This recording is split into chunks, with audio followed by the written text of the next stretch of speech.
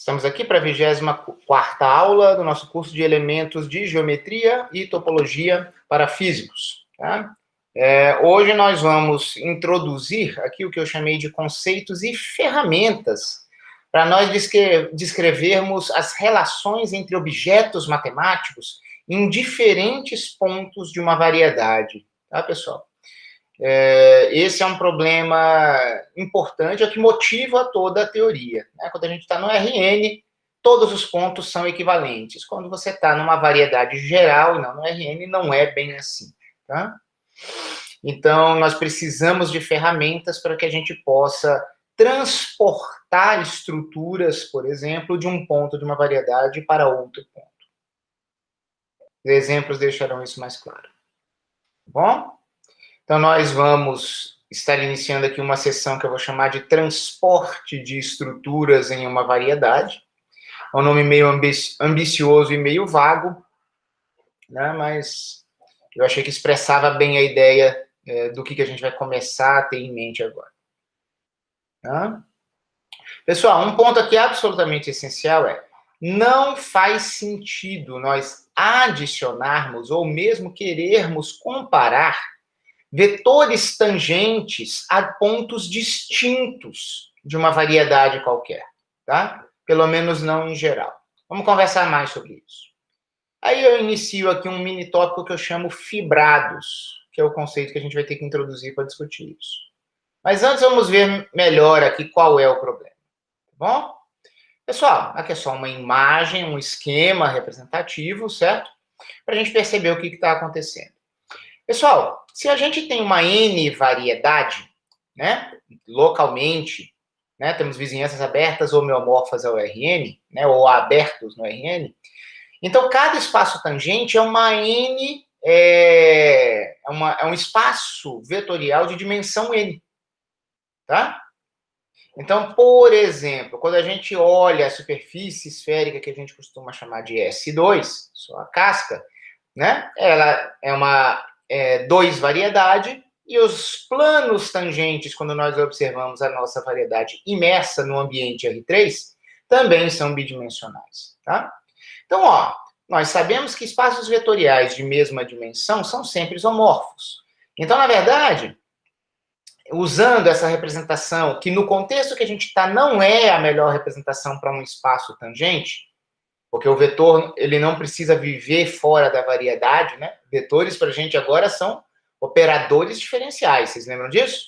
Ou são curvas que vivem na variedade.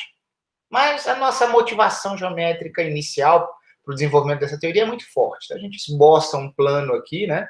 Que fica fora da variedade. Beleza. Nós sabemos, então, que esses nossos planos tangentes, na verdade, nossos espaços tangentes, no caso da 2 esfera, eles são todos isomorfos entre si, porque todos eles têm dimensão 2.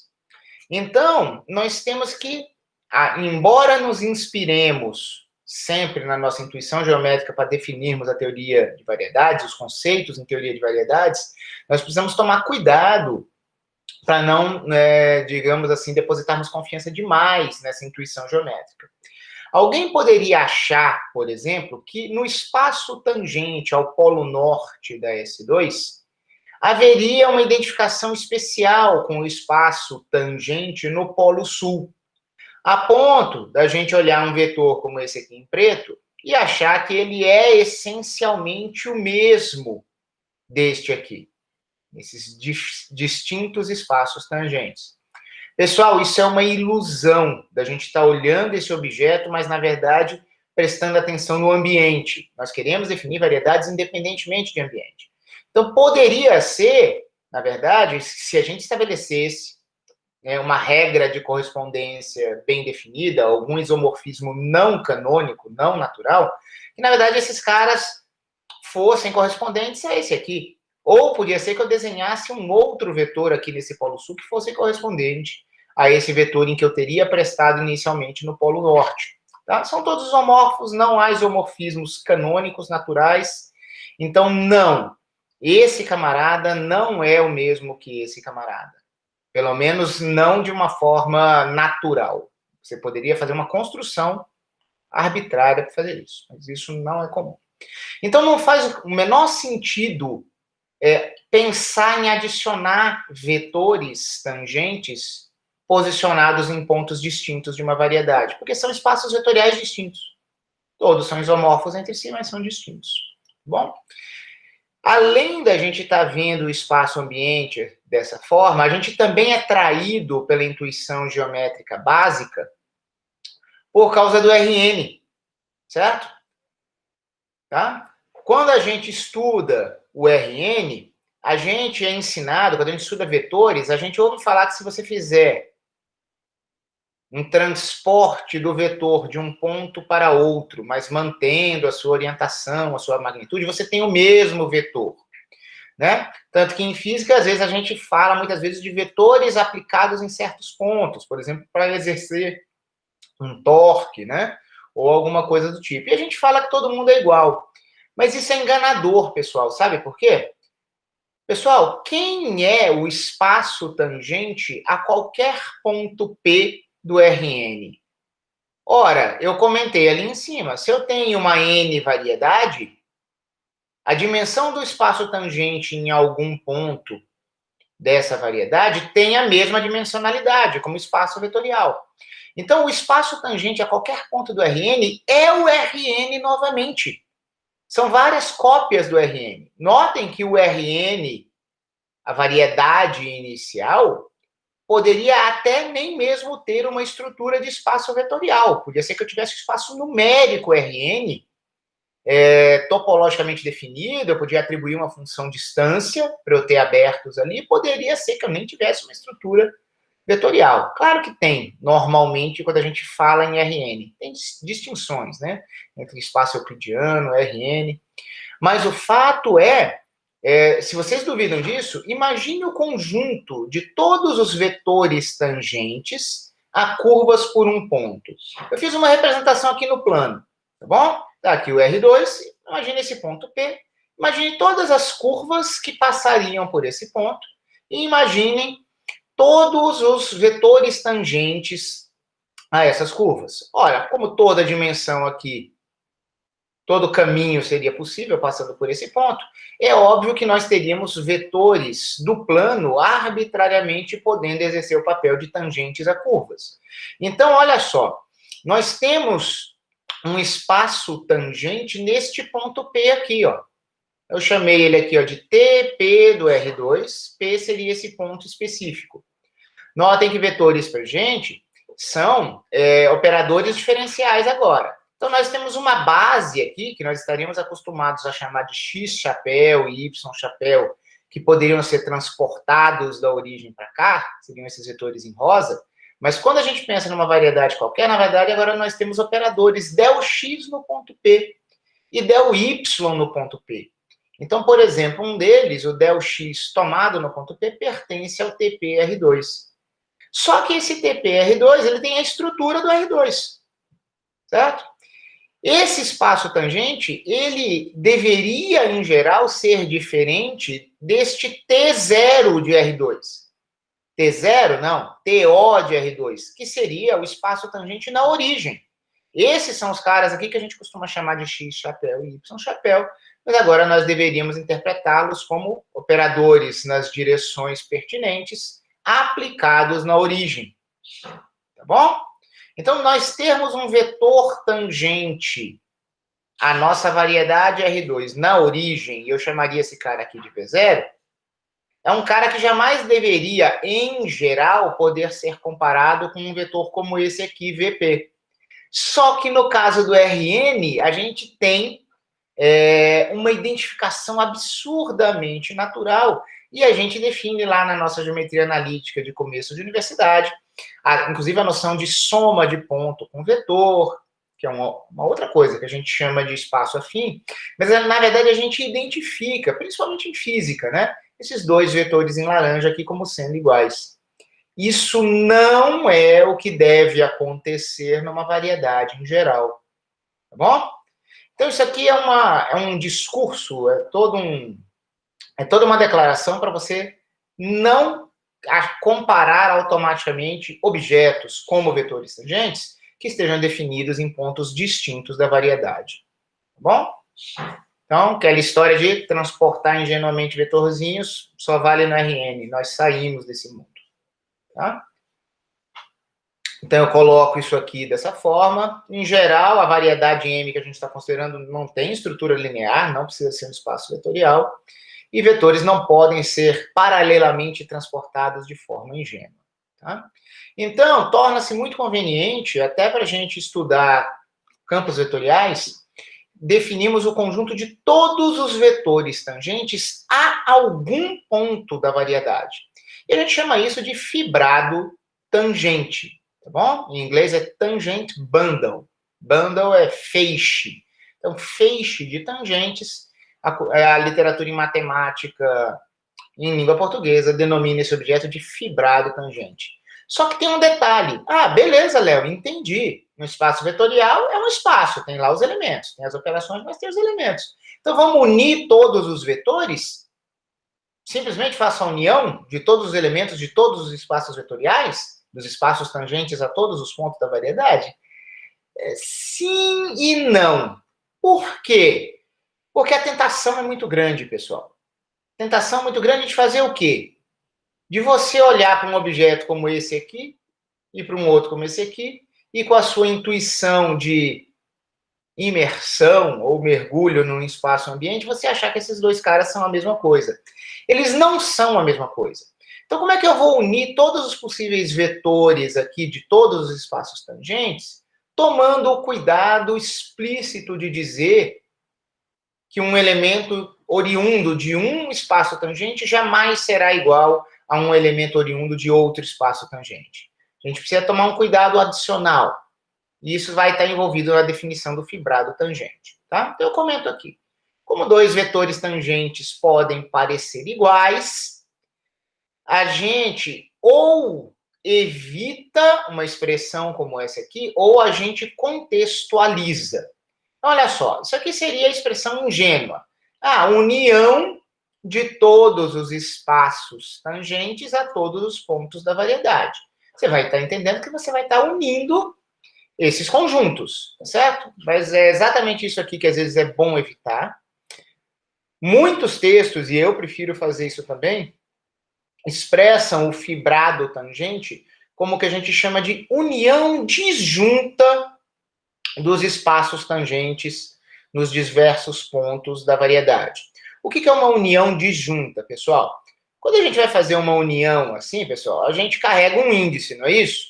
União de vários conjuntos AI. Tá? Então tem um índice. Você sabe que você está falando do primeiro, do segundo, se for enumerável, né?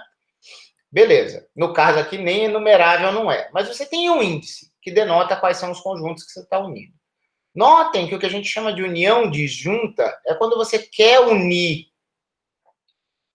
com certos conjuntos, mas você vai prestar atenção no índice deles, que você vai fazer uma construção formal muito interessante. Na verdade, você vai estar carregando o índice junto do seu objeto. Então, olha só, a gente vai passar a fazer o seguinte. Não olha para isso aqui agora, não. Olha para isso aqui. Nós vamos dizer que quem nós vamos unir não serão os vetores tangente pura e simplesmente, mas cada vetor tangente passa a ser acompanhado do ponto da variedade onde aquele vetor tangente está aplicado. Tá bom? Então, olha só. Para cada ponto P, nós temos vários, infinitos vetores tangentes, não é isso? A gente está no corpo dos reais.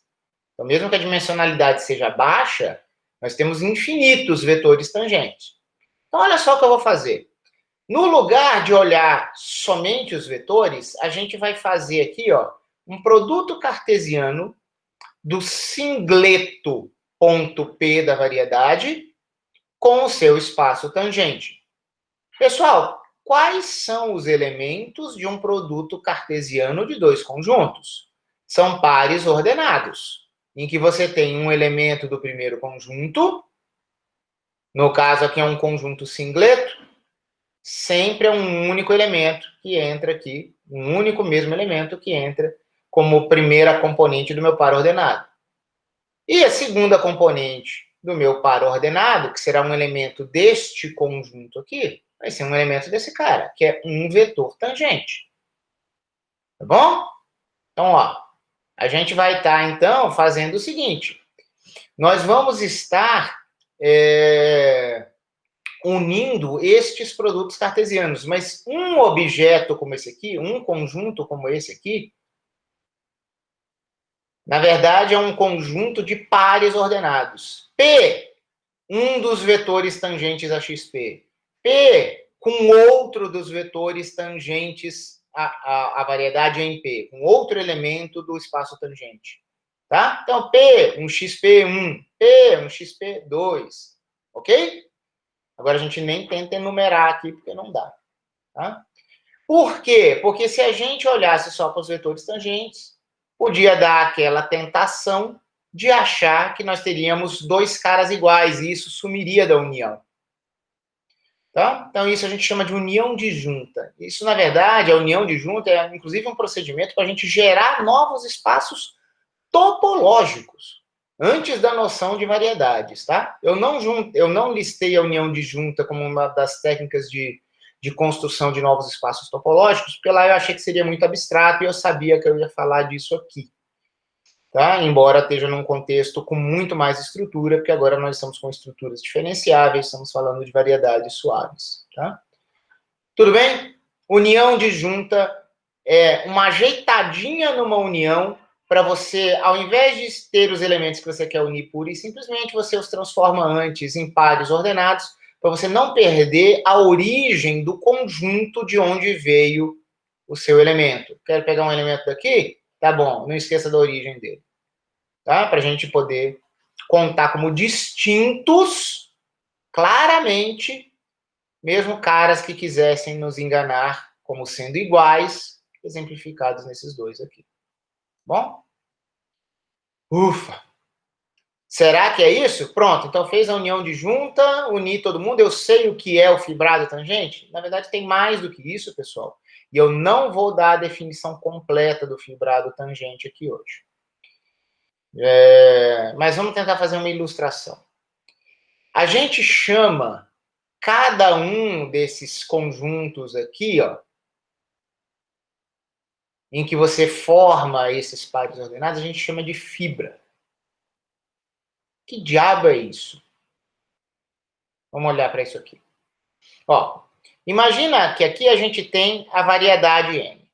E a gente tem certos pontos, como, por exemplo, este ponto Q aqui. E aí eu vou representar aqui, por essa linha, uma representação esquemática, é o espaço tangente à variedade no ponto Q. Então, cada ponto que eu pegasse aqui seria ilustrativo de um vetor tangente em Q, no ponto Q de M. Tá bom? Então, nota que a gente tem um ponto e um conjuntão de vetores tangentes naquele ponto. Tá? Por que eu estou colocando isso aqui dessa forma? Porque a gente construiu isso já aqui na união disjunta. Bom? Então, isso aqui é uma fibra no ponto Q, podemos falar assim. E em um outro ponto P, nós vamos ter outra fibra. Pessoal, olha só que coisa curiosa. Nós penduramos espaços vetoriais isomorfos, porém distintos, digamos assim, pairando sobre cada ponto da variedade.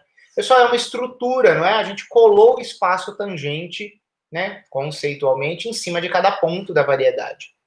Tá? Então, aqui nós poderíamos ter, por exemplo, dois vetores tangentes a P distintos, XP e YP. A gente não vai estar usando muito isso aqui agora, mas é essencial que se defina um mapa de projeção π. Um mapa de projeção π vai ser um mapa que pega um vetor tangente à variedade, tá certo? Um vetor tangente à variedade, será que é isso? Tudo bem. A gente pensa no fibrado tangente como um conjunto de vetores, né? Mais ou menos, vamos ver. Mas pensa como se fosse um vetor. E aí você aplica essa projeção, você descobre qual é o ponto onde esse vetor está sendo tangente. Então, é uma aplicação do fibrado tangente na variedade. Por que eu usei uma linguagem meio dúbia aqui agora, pessoal? Você vai dizer, ah, professor, então eu pego um vetor tangente e associo a ele o ponto onde ele está tangente, eu descubro onde ele está fixado? Pessoal, vocês podem até ver livros escrevendo isso. Agora, quando a gente identificou explicitamente os elementos do fibrado tangente como sendo pares ordenados, a gente percebe que o mapeamento correto seria esse aqui, ó. Seria pegar uma primeira coordenada desse meu par ordenado PXP. Seriam esses aqui os elementos do fibrado. Tudo bem? Só que muitos livros vão estar dizendo assim para você, ó, aplica o mapa de projeção daqui para cá. Aí parece que você está pegando só o vetor tangente, né? Mas, na verdade, você está pegando um par ordenado que tem o vetor tangente na segunda entrada. Tudo bem? Então, ó, eu até usei a mesma cor aqui, porque a fibra não é o espaço vetorial, no caso TQM aqui que eu estou mostrando. Eu tenho que carregar o ponto Q junto. Certo? Os elementos da fibra são pares ordenados. E o fibrado tangente é uma união de todos esses pares ordenados.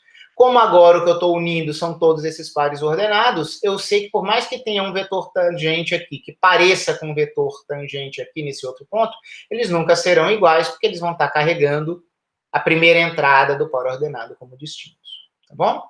Então, essa é uma ideia profunda em matemática para a gente carregar informação adicional num ponto de uma variedade. Está lá uma variedade, a variedade já tem certas propriedades, mas a gente pode pendurar estruturas em cada ponto. Tá? Em geral, essas estruturas são chamadas de fibras. Nós estamos aqui com o caso em que as fibras são formadas com espaços vetoriais. Tá bom? Então, vamos lá. Nesse contexto, agora nós podemos denotar claramente quem são o domínio e o contradomínio de um campo vetorial. Um campo vetorial vai atribuir a um ponto da variedade algum vetor tangente. Só que eu não sei de qual espaço tangente, eu não sei qual é o ponto ainda. Tá? Então, a gente vai dizer que um ponto P será aplicado num XP do seu espaço tangente. Agora, na verdade, para ser mais preciso, se a nossa imagem tem que estar no fibrado tangente, nós deveríamos dizer que o ponto P iria para um PXP, pertencente à fibra denotada assim. Pessoal, isso aqui é um conjunto, isso aqui é um elemento do conjunto. Conjunto é um produto cartesiano, seus elementos são pares ordenados. Primeira entrada do primeiro conjunto, que é um singleto, sempre será P. Segunda entrada, um elemento do segundo conjunto. Concordam comigo? Só que como o seu ponto P, digamos assim, já é trivial, você já sabe que você está nele, é muito comum a gente dizer que um campo vetorial atribui P a um XP. Só que olha como isso é enganador. Quando você olha isso aqui, é meio como se você estivesse obscurecendo a verdadeira natureza do fibrado tangente, certo? Muito bem. Vamos lá. Imediatamente, nós identificamos também o fibrado cotangente.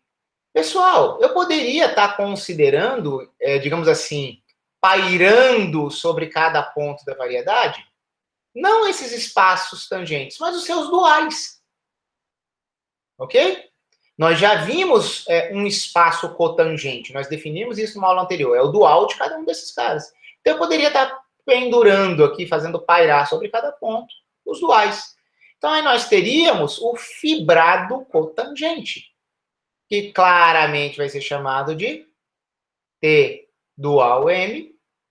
Cuidado aqui com a dualidade, tá, pessoal? Na verdade, vai ser uma união disjunta dos duais, ou seja, vai ser uma união dessas fibras aqui. Então, na verdade, né, quando se diz que é união disjunta, você sabe que você não está olhando só os covetores tangentes, você está olhando pares ordenados, aqui no caso de pontos da variedade, e formas diferenciais em formas penduradas nesse ponto.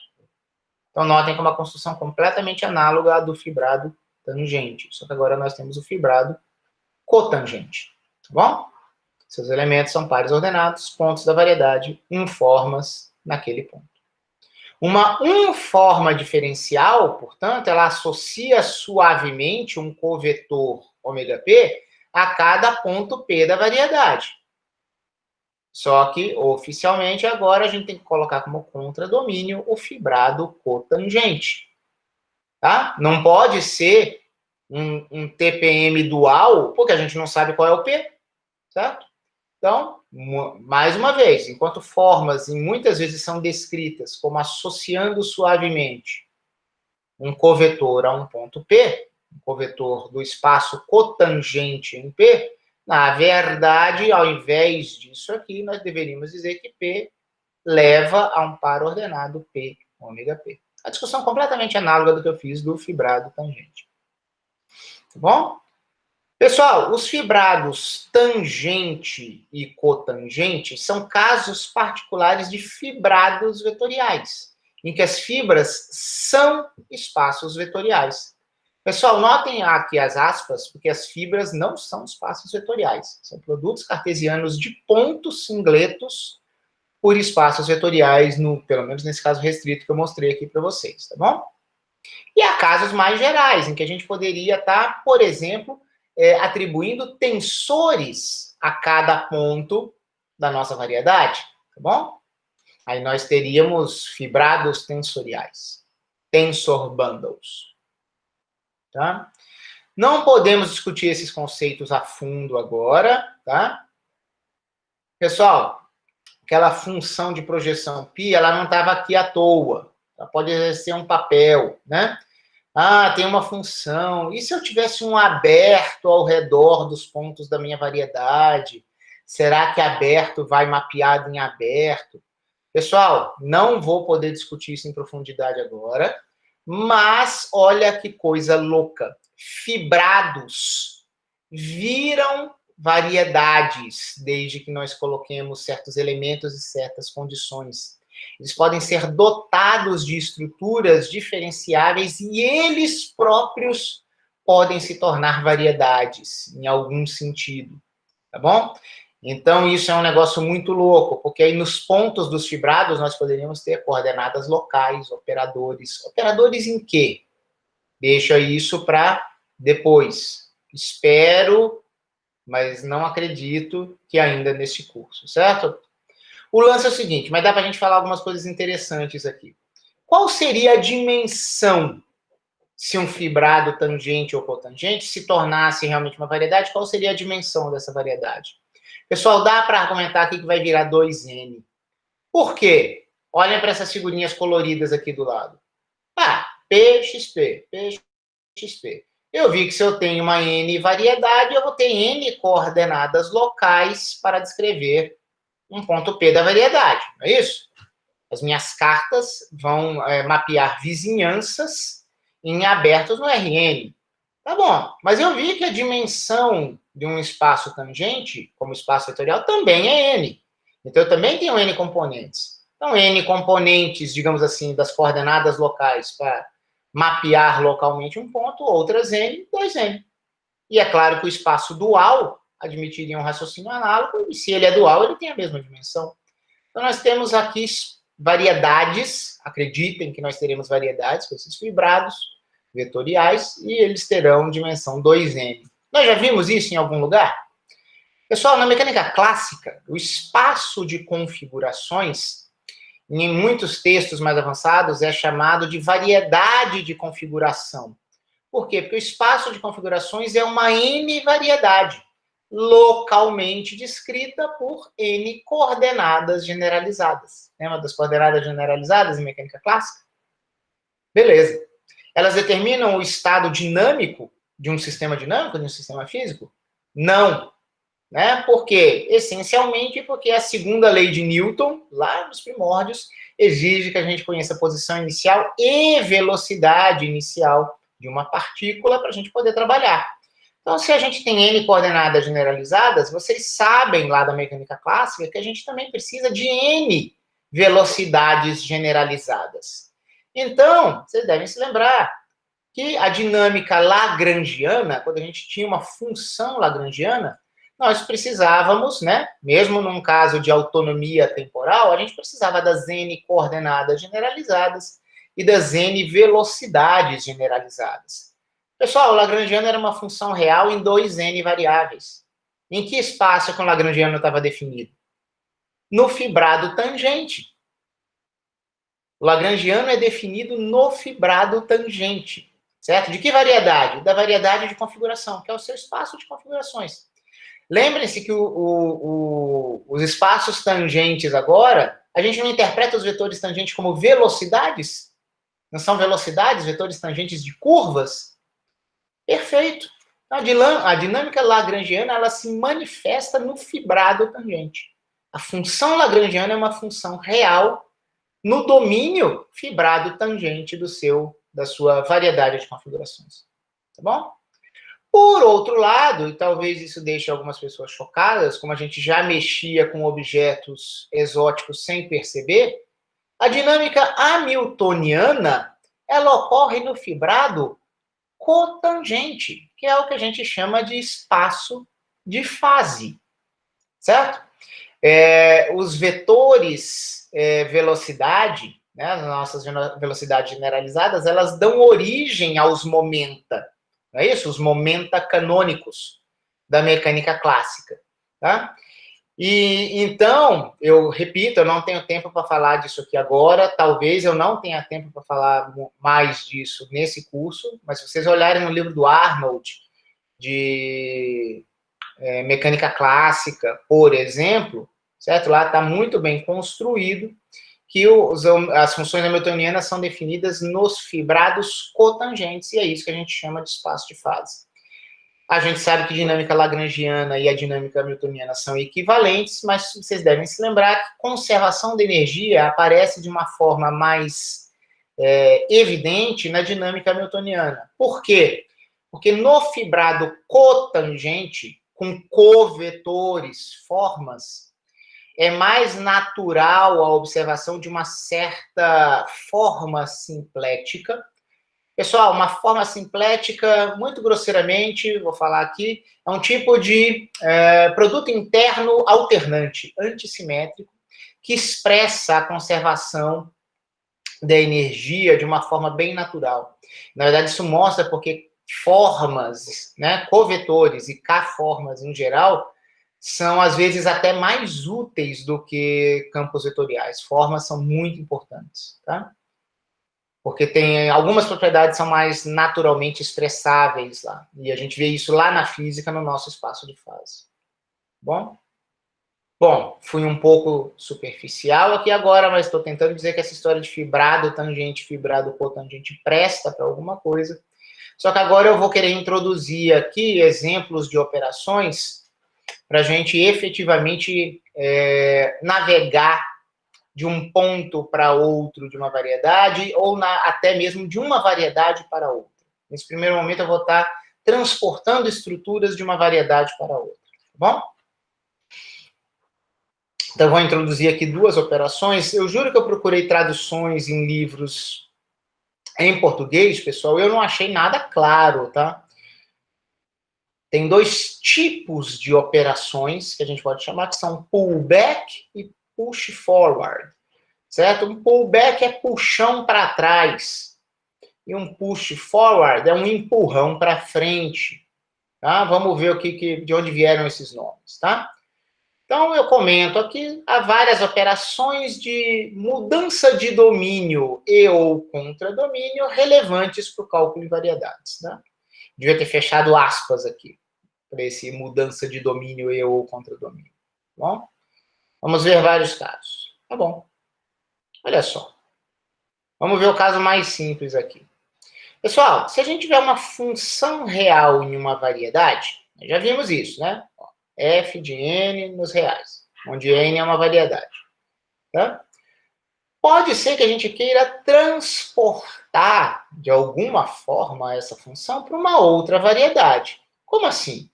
Bom, antes de mais nada, eu tenho que imaginar que eu tenho uma função φ que relaciona as duas variedades de interesse. Pessoal, no caso aqui, digamos que eu tenho uma função φ que vai de m a n, tá bom? Então, eu chamei isso aqui muito informalmente de contato entre as variedades, tá? Embora talvez seja até um nome ruim, certo? Mas eu tenho que ter uma relação entre essas variedades expressa por uma função. E a questão é, como que eu poderia construir agora uma função real em M, inspirado na F que vive em N, e usando esse contato? A gente define isso dessa forma aqui, ó. O pullback, o puxão para trás de F por φ, será uma nova função, ó, pullback de F por φ. Pessoal, isso aqui tem cara de operador, né? Nós vamos fazer uma aplicação em F mediante φ. Por que essa estrelinha aqui está em cima? Vocês vão ver já. Tá? Só que agora o resultado vai ser uma função real em variedades. Só que agora de M em R. Notem que a F originalmente era de N em R. E o que vai ser esse pullback? Como que eu vou definir isso? A cada ponto P da variedade M, eu vou aplicar quem é. É a composição de F com φ. Então, em outras palavras, parece que eu estou complicando algo muito simples aqui. O pullback de F por φ é a composição de F com φ. Notem a ordem inversa aqui desses camaradas. Vamos ver um desenho? Ó. Digamos que a gente tivesse essa função aqui que eu mostrei em vermelho, sugerindo como não é o que eu quero. Uma função real de M nos reais. F. Eu tenho aqui uma variedade M, tá certo? Que se relaciona de alguma forma com a variedade N mediante esse mapa φ, tá bom? Ora, eu posso ir diretamente de M para os reais se eu seguir esse caminho aqui. Primeiro seria engolido por φ, depois eu seria engolido por F. Ora, primeiro eu seria engolido por φ, depois por F. É uma composição de funções. Então, eu pus aqui em verde como se fosse a nova função desejável, é o pullback de F por φ, que significa isso. Mas muitas vezes a gente vai escrever isso aqui, tá, pessoal? Essa notação é muito importante em matemática. Então, por que é um puxão para trás? Eu quero ir dessa variedade nos reais. Opa, puxa para trás. Ao invés desse domínio, vem para esse camarada aqui. E vamos para cá. Tá bom? Pessoal, funções reais, como essa f que a gente acabou de ver em variedades, elas são contravariantes. A gente só tinha usado essa linguagem para transformações de coordenadas, tinha a ver com mudança de base, não era isso? Pessoal, a gente está olhando isso mais num nível mais elevado aqui agora. Funções reais em variedades são contravariantes. Por quê? Porque nelas a operação pullback, esqueçam a expressão matemática aqui, só pense assim, porque nelas a operação pullback inverte M e N em relação a φ. Como é que é, professor? Ora, a função φ, que eu tinha chamado informalmente de contato, ia de M para N, não é isso? A φ ia de M para N, tá bom? Só que, olha só, a nossa operação pullback, olha, a gente está olhando ela sem ter a f aqui. A f era uma função de onde? Era uma função suave, na variedade N. E o resultado, que foi esse aqui, ó, é uma função suave em M, que mapeia pontos da variedade M nos reais. Então, olha só. φ M para N. Pensando nesse objeto aqui, esse mapa pullback, é de N para M. É o contrário. Então, esse objeto é chamado de contravariante. Num sentido mais profundo, pessoal, existe algo em matemática chamada teoria das categorias, que é como se fosse um tipo de... quase chega a ser uma metamatemática, que estuda a natureza das funções, não interessa em qual tipo de estrutura. Não interessa se é uma estrutura algébrica ou topológica. Então, inversões como essas aqui são functores contravariantes lá na teoria de categorias. Mas esquece isso. Para nós aqui, pensa como contravariante, como simplesmente fazendo o M e o N trocarem de lado. Professor, mas não foi só uma inversão de domínio, eu sei. Mas essas aparições do M no domínio da φ, mas no contradomínio do mapa pullback, e algo inverso acontecendo com N, faz com que a gente diga que funções reais em variedades sejam contravariantes. Ah, então deve ter alguma coisa covariante, né, professor? Tem. Vetores tangentes são covariantes, pessoal. Quando a gente quer passar um vetor tangente de um ponto numa variedade para um outro ponto de outra variedade, eles vão andar para frente. Então, aqui a gente vai ter o que a gente vai chamar de push forward, certo? Na verdade, eu vou ter algo de M para N e eu vou ter um novo algo que também será de M para N. Agora, que algos que são esses? Vejamos. Vetores tangentes são covariantes. Então, vamos lá. Se eu vou falar de vetor tangente, é conveniente eu pensar numa curva.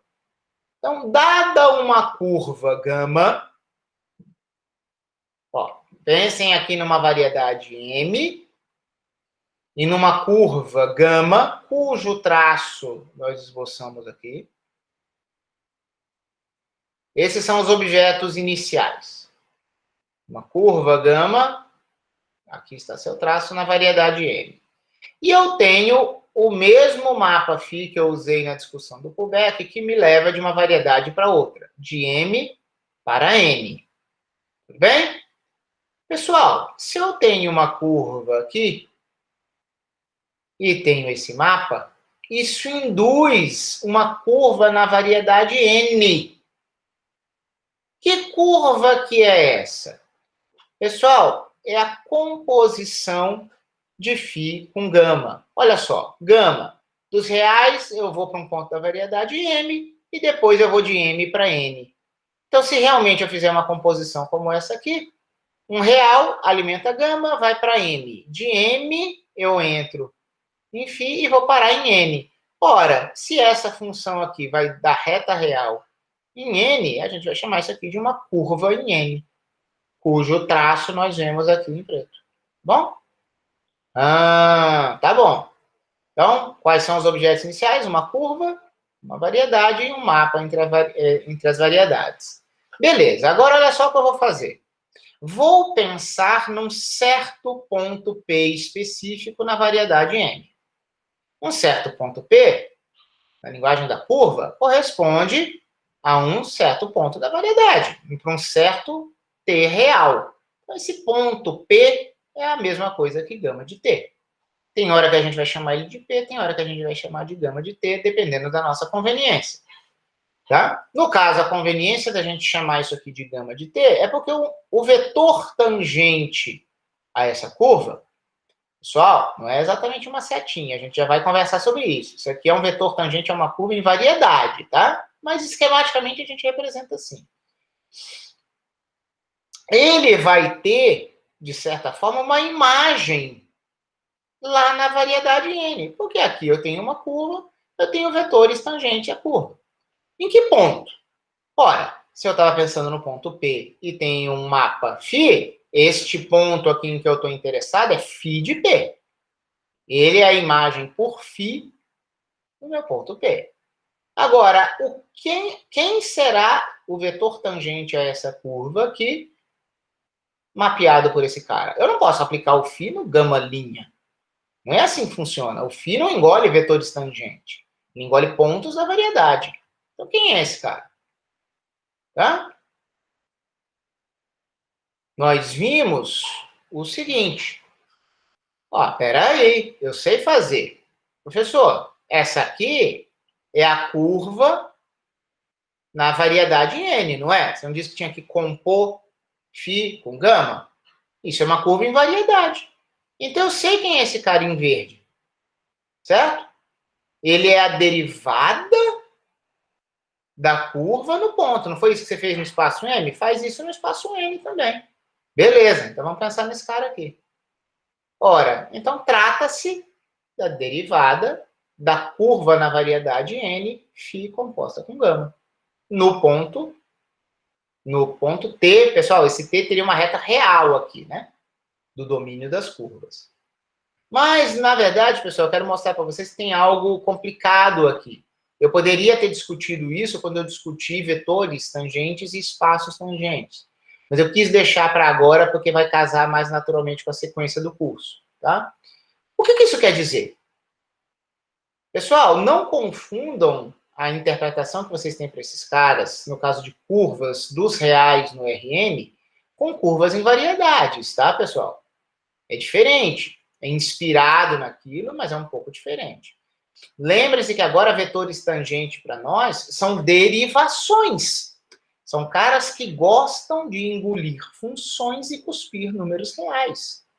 A gente não interpretava vetores tangente dessa forma no cálculo 2, mas agora é a interpretação que a gente tem que ter. Nós temos aqui operadores diferenciais de funções. Então, para eu tentar entender o que é esse camarada, o que ele faz aqui em N, na verdade, eu tenho que entender o que esse gama-linha de T faria aqui na variedade N. Então, é isso que eu expresso aqui. Na verdade, o que significa gama-linha de T antes de tudo? Vou ler aqui um pouquinho. Lembre-se que vetores tangentes são derivações, agindo em funções suaves. Tá bom? Então, na verdade, a gente tem que dizer quem é o próprio gama-linha de T original, o vetor tangente original, vendo qual é a ação dele numa função f. Pessoal, foi assim que a gente motivou vetores tangentes, certo?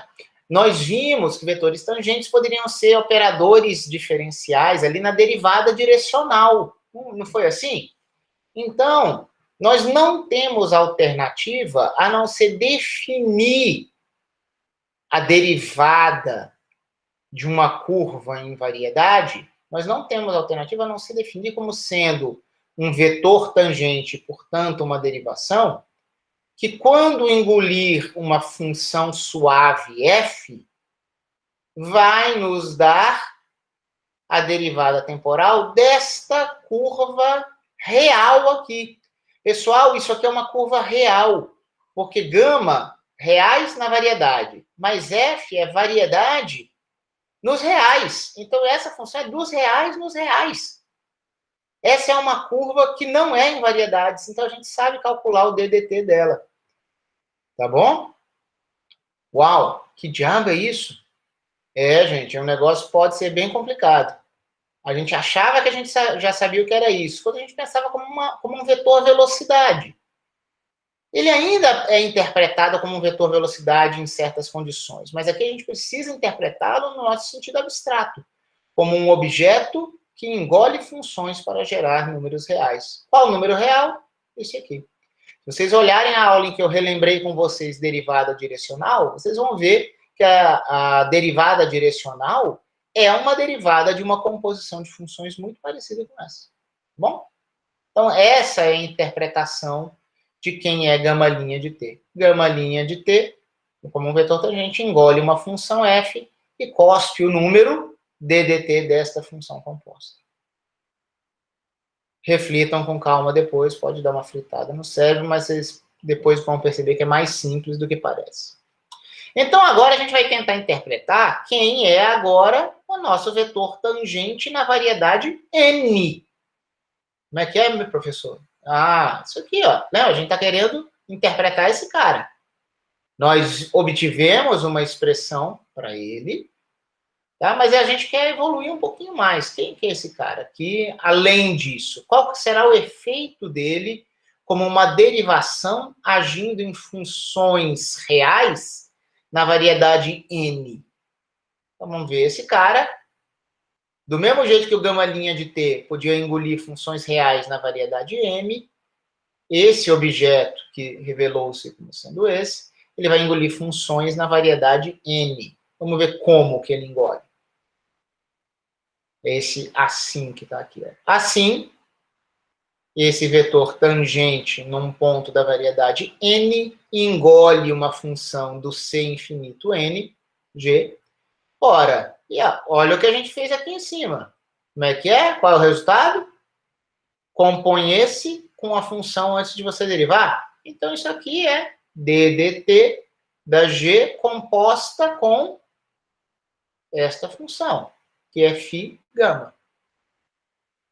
Tudo bem? Pessoal, a passagem daqui para cá é isso aqui, tá? Tá claro que eu estou em outra variedade, mas é a interpretação do que é um vetor tangente como derivação. Só que agora que a gente fez a G entrar numa cadeia de composições com φ e gama vindo parar aqui do lado esquerdo, ó, como essa F veio parar aqui, né? Fora, ó. Só que agora eu vou querer associar esse G que veio parar aqui com a φ. Pessoal, isso aqui não foi exatamente o que eu chamei de pullback da G? A G é uma função aqui real na variedade N. Mas isso aqui não é uma função real na variedade M, que é o meu pullback de G? Então, ó, a gente pode escrever isso aqui, ó, essa composição parcial aqui, nada mais é do que o pullback de G. Opa, mas peraí, agora eu posso expressar isso aqui como sendo uma derivação efetuada pelo vetor tangente gama linha de T. Eu vou usar a definição que está em verde aqui em cima de novo, e agora eu digo que ela é o vetor tangente gama linha de T, atuando em quem? Atuando numa função real na variedade M. Pessoal, aqui era um vetor tangente em M, engolindo uma função real em N. Agora é um vetor tangente em M, engolindo uma função real em M. E esses caras são iguais. Isso aqui vai valer para qualquer G que a gente pudesse ter partido. Ó, esse bicho engole um G. A gente pode interpretar que aqui a gente também tem um bicho que engole G, um objeto maluco que engole G. Então, se a ação do elemento buscado lá no espaço, em algum espaço tangente da variedade N sobre uma função, foi igual ao que aconteceu na variedade M, nós vamos definir a operação push forward da seguinte forma. Olha só o que eu vou fazer. Eu vou dizer que esse φ com uma estrela embaixo, ela pega um vetor tangente na variedade M no ponto P e vai me dar um vetor tangente na variedade N no ponto φ de P. Deixa eu voltar para a página anterior. Por que no ponto φ de P? Pessoal, eu tenho a aplicação φ, né? Ponto P, ponto φ de P. Agora, quem é esse cara? Notem que é um cara do espaço tangente deste ponto, na variedade N. Voltei. Não é isso aqui? Não é esse o domínio? Não é esse o contradomínio? Pessoal, olha o que eu vou dizer. Esse vetor tangente desse espaço aqui, ele engolirá funções G e vai dar o mesmo resultado como se um vetor tangente do TP M, da variedade M, engolisse o pullback de G. Eu tenho uma função G de N nos reais, eu a puxo para trás para que ela vire uma função de M nos reais, e se agora esse resultado é uma função de M nos reais, ela será engolida por um vetor tangente em M. Eu expressei um vetor tangente de um mundo engolindo uma função de um mundo com a mesma construção em outro mundo. Não foi exatamente isso que a gente viu aqui, ó. Pessoal, ó, quem faz o papel do que eu chamei de V ali embaixo é o gama linha de T, ó.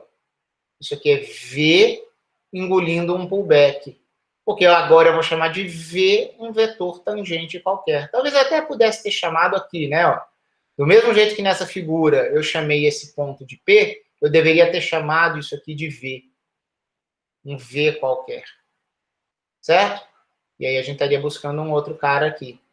Gama linha de T é V. Certo? Vou até fazer uma retificação nisso. Tá? Então, ó, o vetor novo que eu quero saber agindo em G é o vetor velho agindo no pullback de G. Vetor velho agindo no pullback de G. Vetor novo agindo em G. Quem que é esse vetor novo? Eu chamo de push forward de V. Ele será um vetor tangente no outro espaço. Ora, a minha φ ia de M para N. Esse meu novo objeto, esse meu novo mapa, que é o mapa push forward, vai de M para N também, embora envolvendo espaços tangentes. Então, a gente vai dizer que vetores tangentes são covariantes quando nós tentamos transportá-los de uma variedade para outra. Certo? M para N, não houve a inversão do outro caso. Pessoal, isso aqui é muito mais importante do que parece. É muito usado em matemática, a gente vai usar essa notação, embora a gente vai ter que adaptar isso para outros objetos, a gente vai ter que trabalhar com formas, né? A gente viu aqui vetores tangentes, a gente vai pensar em campos vetoriais, podendo ser empurrados para trás ou para frente, formas e covetores podendo ser empurrados para trás ou para frente. Como essa operação aqui, esse mapa aqui é covariante, a estrela está embaixo. A gente não fazia componentes covariantes de vetores terem índice embaixo. Enquanto isso, o pullback, sendo contravariante, tem índice em cima. Isso é uma forma legal da gente lembrar. Para a gente pensar mais sobre isso, eu proponho aqui 2 exercícios que eu tirei do livro do Baez. O primeiro exercício é: mostre que a operação push forward, que vocês viram aqui em vetores tangentes, é linear. E mostrem que a gente pode fazer esse empurrão para frente em campos vetoriais, e não só em vetores tangentes, pura e simplesmente, tá? Então, aqui o exercício tá bem posto, basta vocês lerem e tentarem quebrar a cabeça um pouquinho aqui com isso. Só isso, então agora eu vou encerrar a gravação.